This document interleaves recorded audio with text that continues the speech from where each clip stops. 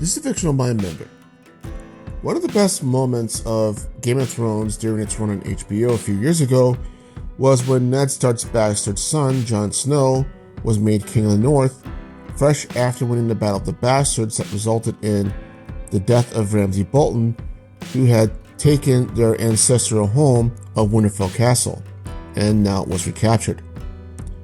Prior to this, the hero's journey of Jon Snow had been hyped up, with Jon being the loved but still socially outcast bastard of the Stark family. Yes, I know the actual lineage, but I'm not talking about that right now. And who had been sent to the wall on the naive faith that it was an honorable post, only to find out that it's not. And then to go through the ordeals of traveling beyond the walls with the wildlings, seeing the dreaded White Walkers, falling in love and then losing that love, and returning to Stark lands, only to find it now in the hands of their ancestral enemies. We had been gassed up from the beginning to root for this guy. I mean, he was the fucking Aragorn of Game of Thrones. So that when the gathered Northern Lords are gaslit basically, promoting him to the new ruler of the North, we too are also cheering for Jon. I know I was, at least. And yet, the scene is tainted at the end with the envious gaze of his stepsister, Sansa Stark.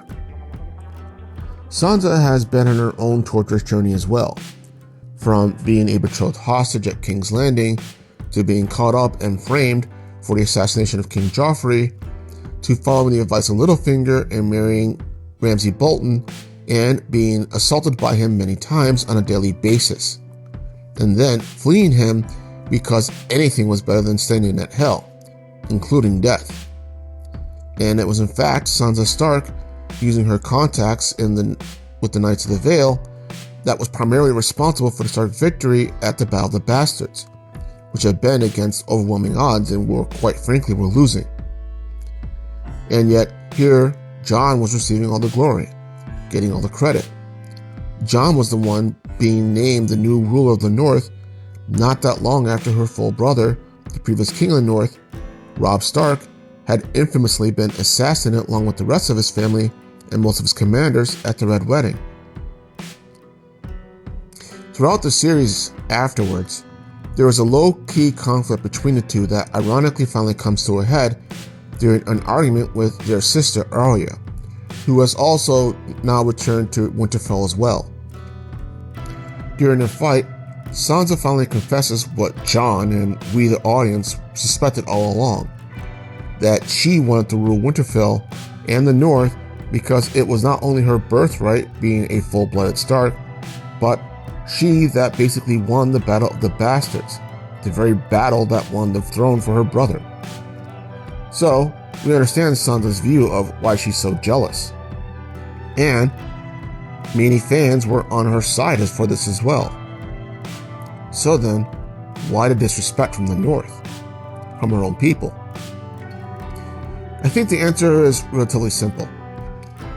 For the show and from an outsider perspective, as far as the North culture goes, they respect valor and honor above all else. Damn the odds. We see this in Ned Stark and what happened to his own father and brother going to King's Landing and getting killed by the Mad King because they were summoned by him out of duty, despite Shiv knowing better. While it was Sansa's contacts with the Vale that won the battle, it was still Jon who fought on the battlefield, leading from the front lines, putting his own life on the line. Sansa at first wanted to blame the whole thing on Westerosi sexism, which is definitely a real thing. But for this context, she was dead wrong.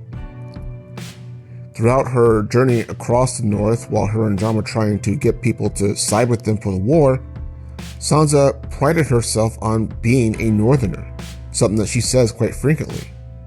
But the reality was that the backstabbing scheming of King's Landing had wormed its way into her psyche through the likes of Cersei, Littlefinger, and even Tyrion, whom the show posits as the most moral out of anyone in King's Landing, and that's not saying much.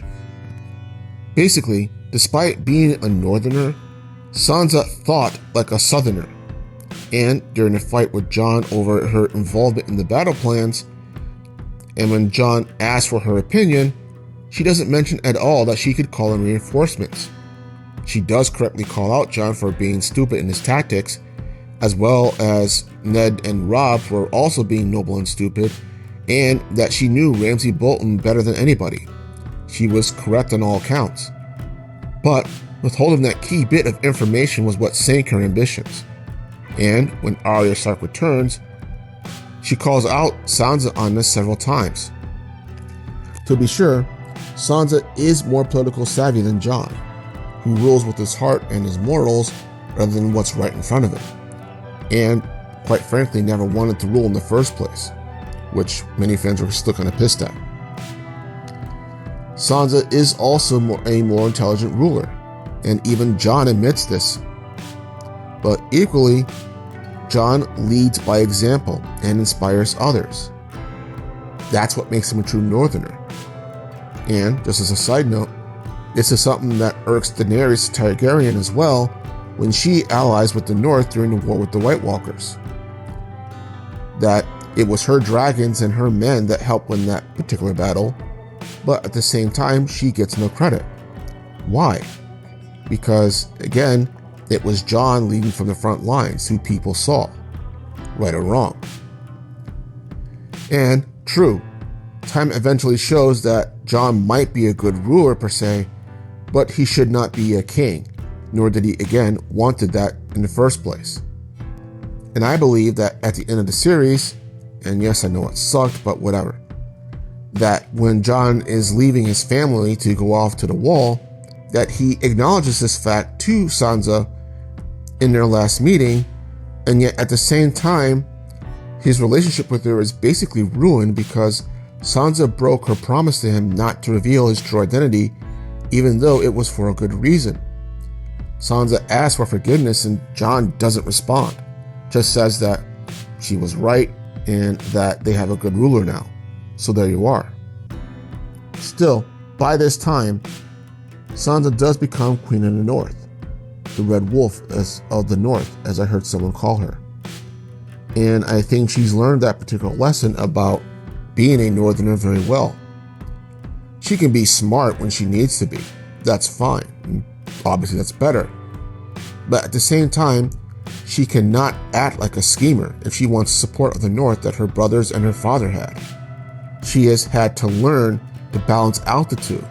And her showing up at the head of the Northern Army to get Jon when he was captured does show that she had learned that lesson, choosing not to just send out an army to get him back while she stayed in Winterfell, but being at the head of that army like a true ruler that people actually respected. So, in conclusion, why was Sansa jealous of Jon at his coronation as King of the North? Because she thought like a Lannister, not a Stark, in the lands in the North and not the South. But, having said that, let me know your comments below. This is the Fictional Mindbender. You guys have a good day.